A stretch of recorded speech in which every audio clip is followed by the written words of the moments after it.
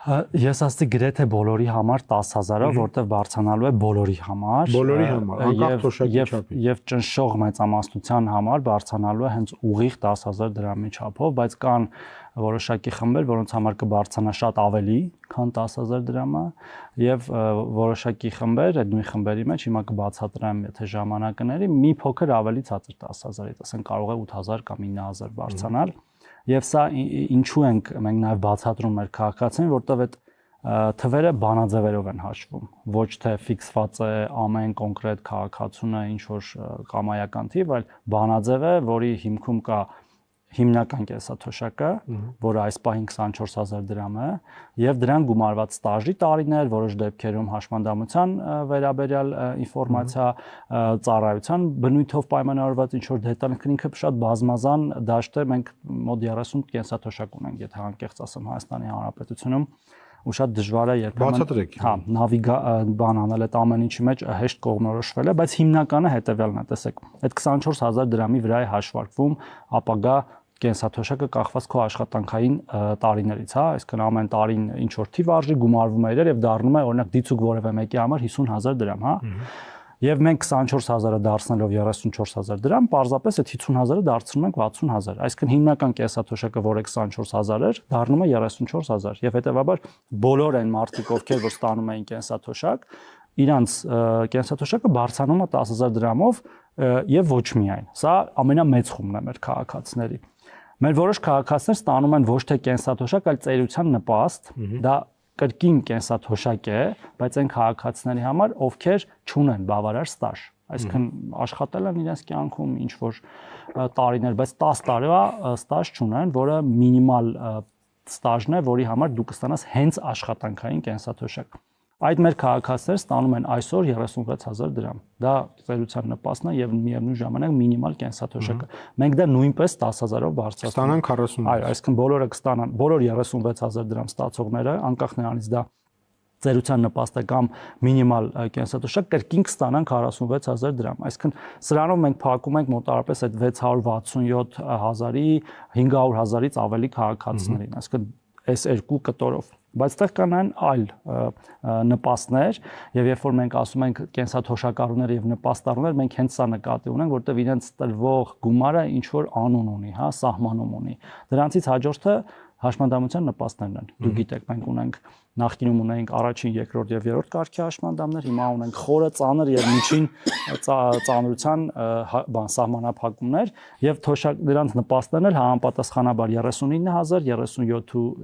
37,500 եւ 36,000-ին, նրանց բոլորը կրկին ամեն մեկի վրա կգումարվի 10,000 դրամ եւ կստանան 49, 47.5 եւ 46,000 դրամ, որը էլի կրկին ուղիղ 10,000 դրամի բարձրացում է, այս մեր խումբ քաղաքացիներն էլ 50-60,000-ի շրջանակներում են մոտավորապես, այսինքն այդ քաղաքացիների թոշակն ուղիղ 10,000 դրամով կբարձրանա, բայց մենք ունենք նաև օրինակ զինվորական կենսաթոշակների համակարգ, որը կրկնակի բանաձևով է հաշվարկվում, այնտեղ կան հիմնական կրկին կենսաթոշակ եւ ամեն տարվա ստաժի համար ավելացող գումար, ավելի բարդ մեխանիզմով է հաշվարկվում եւ զինվորականների դեպքում նաեւ կարեւոր է թե ինքը կենսաթոշակի անցնելուց ինչ կոչումով է անցել, ասենք չգիտեմ, լեյտենանտինը ուրիշ է, գնդապետինը ուրիշ է եւ նաեւ դրանով է պայմանավորված այդ տարբերությունները։ Բայց մինչև դրան անցնելը ես ուզում եմ նախորդ խմբինը մի հատ ամփոփենք, նոր մյուսին անցնենք, տեսեք նախորդ խմբի համար միջին կենսաթոշակը ըստ էության հիմա 49,000 դրամի շրջանակներում է, միջինում վերցրած։ Հիմա կդառնա 59,000 դրամի շրջանակներում։ Եվ սա այն կոնտեքստում եմ նաև ասում, որ երբ որ մենք ասում ենք, որ մենք խոստացել ենք, որ կենսաթոշակները միջին կհավասարվեն նվազագույն սպառողական զամբյուղին, նվազագույն սպառողական զամբյուղը վերջի եռամսյակի դրությամբ 2025 թվականի 61,700 դրամ է, եւ մենք միայն կենսաթոշակները բարձրացնելով հասնում ենք մոտավորապես դրան, բայց այդտեղ կա նաև մեկ այլ շերտ, որը հետվճարն է, ես կուզեմ դրա մասին անդրադառնալ մի փոքր ուշ, որտեվ հետվճարը չի ներառվում այս ամեն ինչի մեջ, չի ներառվում այս ամեն ինչի մեջ։ Զինվորականների դեպքում, տեսեք, հիմնական զինվորական կենսաթոշակը 20,000 դրամ է, որը բազմապատկվում է էլի տարիների հետ, մենք դա դարձնում ենք 21000 եւ ամեն տարվա թիվը 1750-ը դարձնում ենք 2000։ Հիմա այս թվերը կարող է մեր քաղաքացիներն շատ բան չասեն, բայց դա բերելու է նրան, որ զինվորական միջին կենսաթոշակը, որը հիմա 96300 դրամ է, դառնալու է 105000 դրամ մոտավորապես։ Ես դրա համար եմ ասում զինվորականների դեպքում բարձրացումը կարող է մի քիչ ավել լինի, մի քիչ պակաս լինի, բայց օրինակ զինվորական հաշմանդամության դեպքում հիմա թվեր եմ ուզում ասել, օրինակ խորը սահմանափակման դեպքում, որը առաջի կարգն է, բայց զինվորական, հա։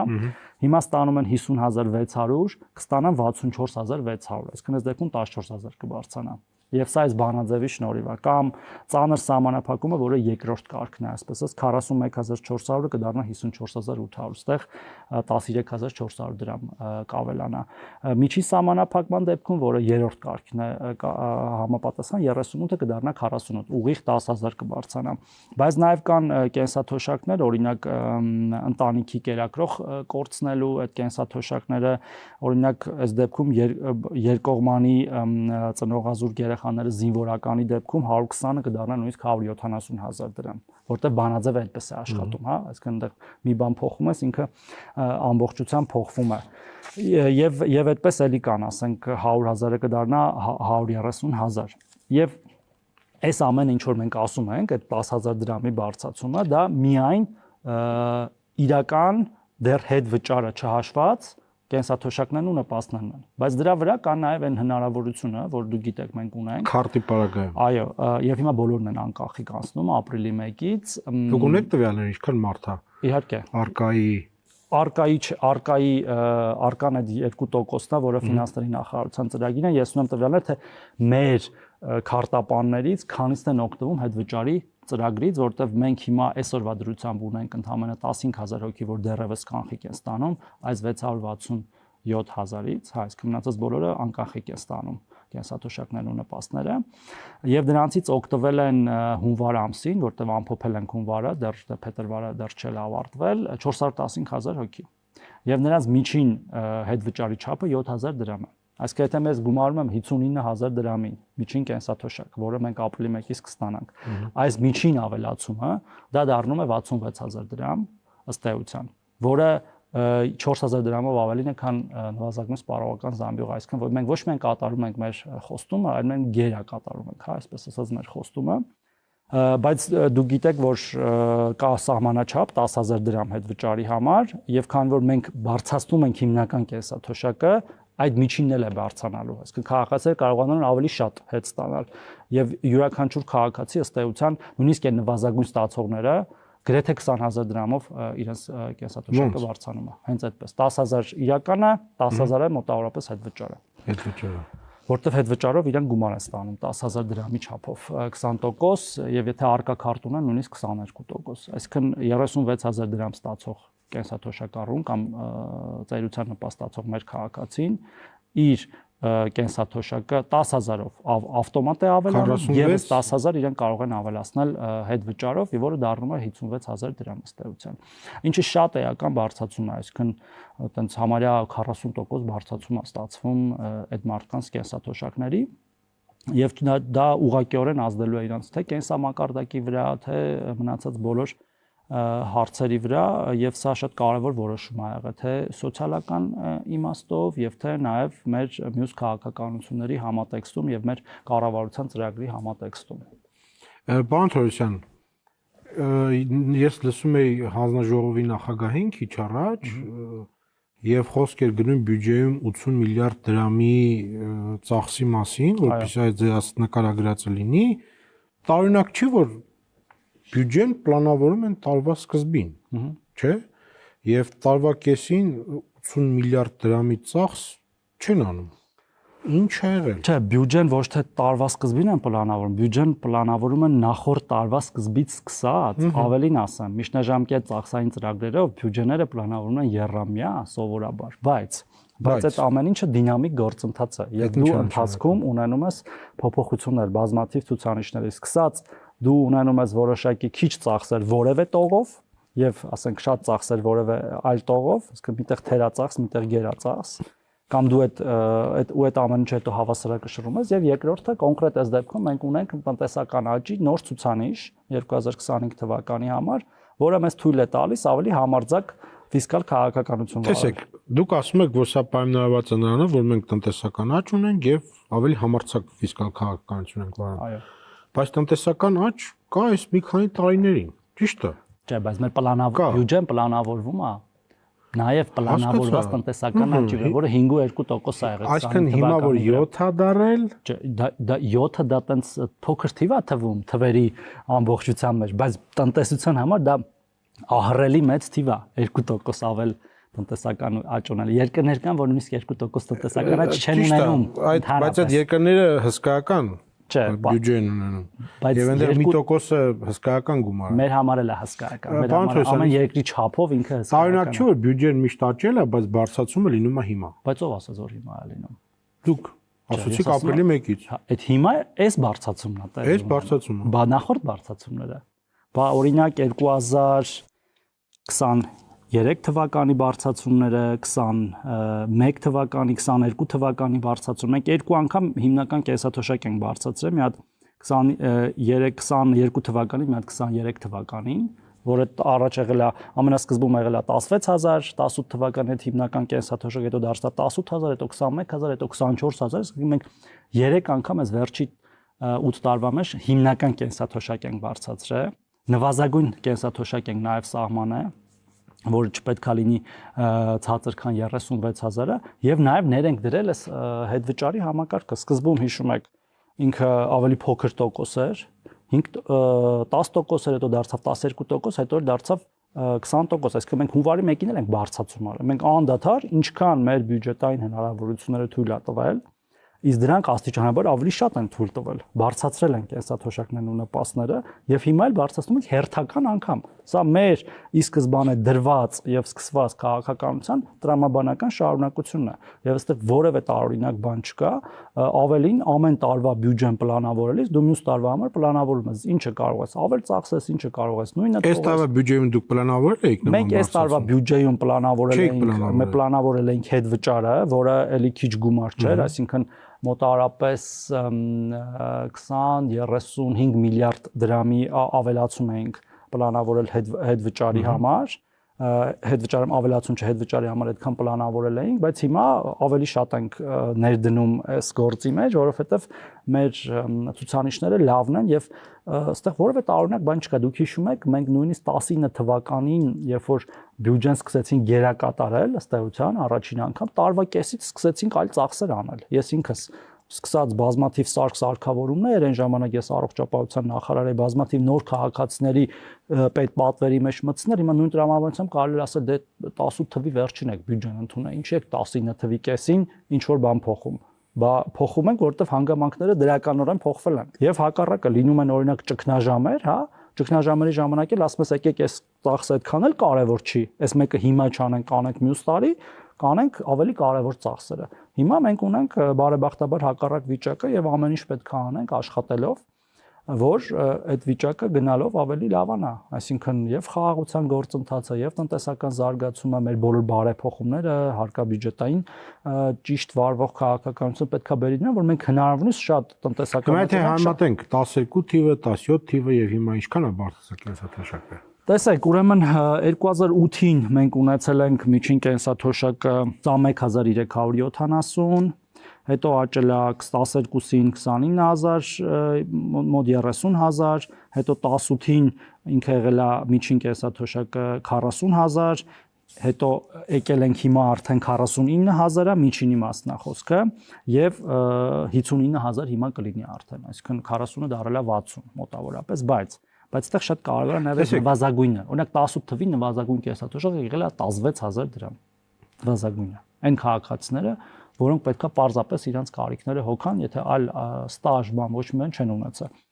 Հետո մենք դարձրել ենք 25500, 26500, 31600 եւ 23 թվականից 36000 մինիմալը։ Հիմա սարքում ենք 46000 գումարած հետվճարը, որը դարձնում է դա 56000։ Այսինքն մենք 16000-ից 56000 ենք սարքել, պատկերացնում եք 18 թվից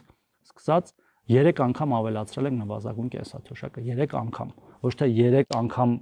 3 դեպքով, այլ 3 անգամով որտեղ շատ մեր քաղաքական գործիչներ ընդդիմադիր էսպայն ասում են դե մենք մեր ժամանակ էլ ենք 3 անգամ ավելացրել, բայց իրանք ոչ թե 3 անգամով են ավելացրել, այլ 3 անգամ 500 դրամով ավելացրել են, օրինակ, հա, հիմնական կենսաթոշակը, հատկապես 2000-ականների սկզբին։ Բայց մենք գիտենք ինչու այն ժամանակ փող չկա, որտեղ փողերը ուրիշ տեղ էին եւ ուրիշ ճանապարհով էին, գիտենք ինչ ճանապարհով էին յուրացվում։ Հիմա մեր տնտեսական աճը, մեր վարած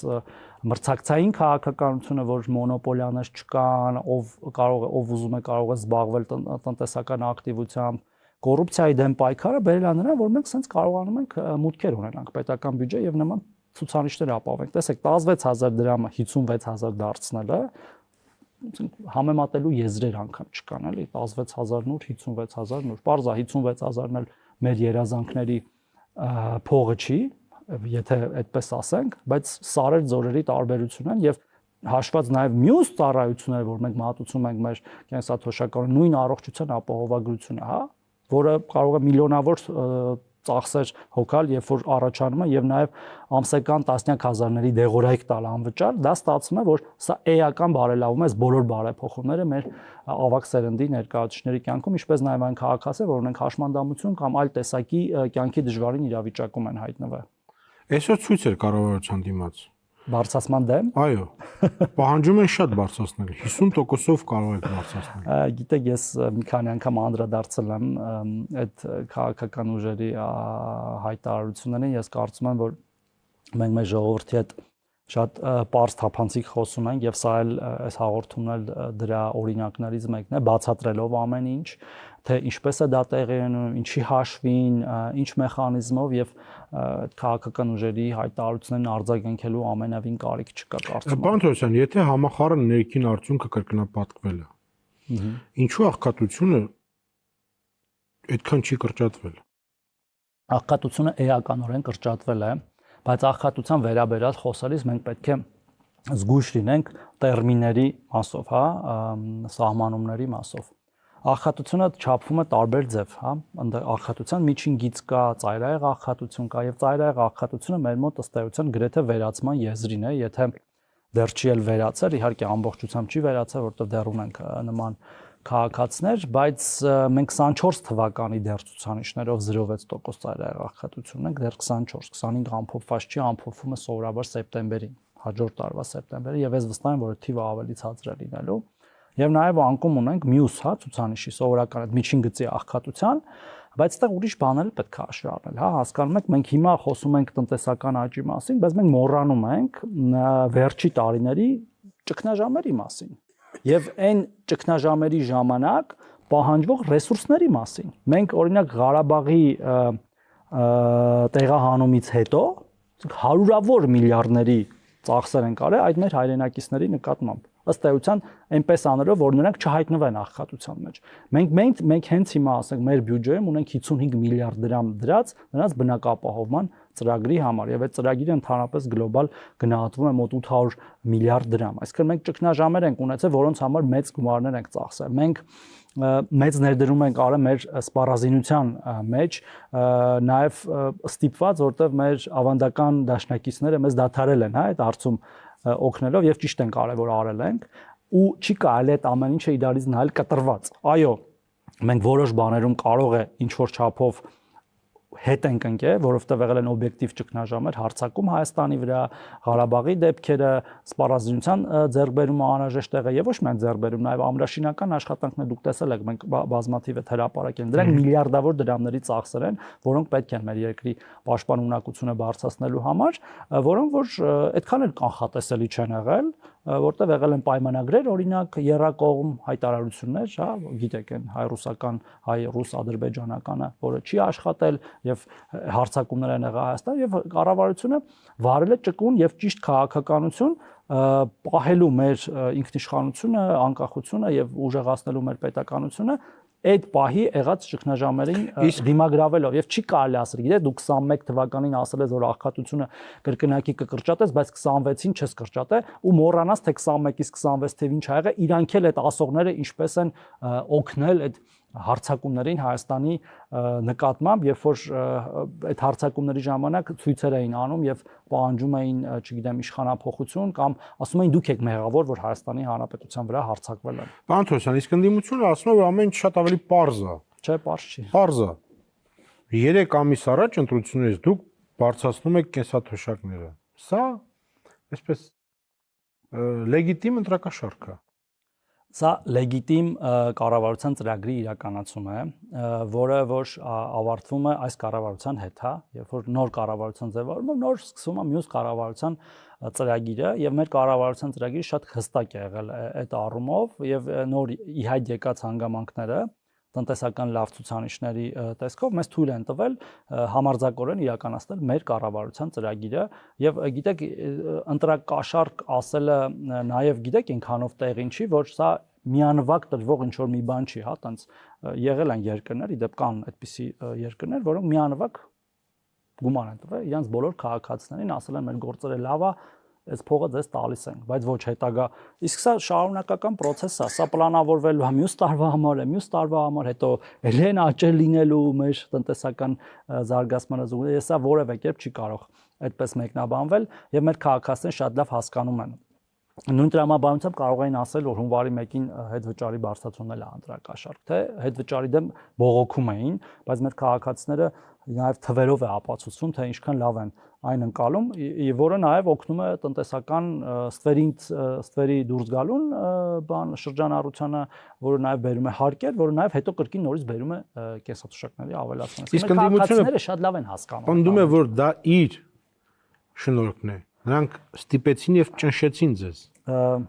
Ես տեսա մի առնվազն 5-6 ընդդիմադիր ուժ հայտարարեց, որ դա իրենց շնորհիվ է։ Եթե իրենք տենց մեծ ներդրում են ունեցել մեր տնտեսական աճում անցյալ տարի, օրինակ միգուցե շատ տենց գումարներ ծախսելով աճուձախ, որը օգնել է մեր տնտեսական աճին, միգուցե այդպես իրենց շնորհիվ, բայց ոչ քաղաքական ճնշման մասին։ Ես էլ ասում եմ ոչ ավել, քան դա, եթե դա որևէ կերպ ներդրում ունեցել է տնտեսության մեջ, որովհետև այդ ընդդիմության ներկայացուցիչներին ու ճնշող մեծամասնությունը լինելով նաև իշխանության շատ երկար տարիներ առաջ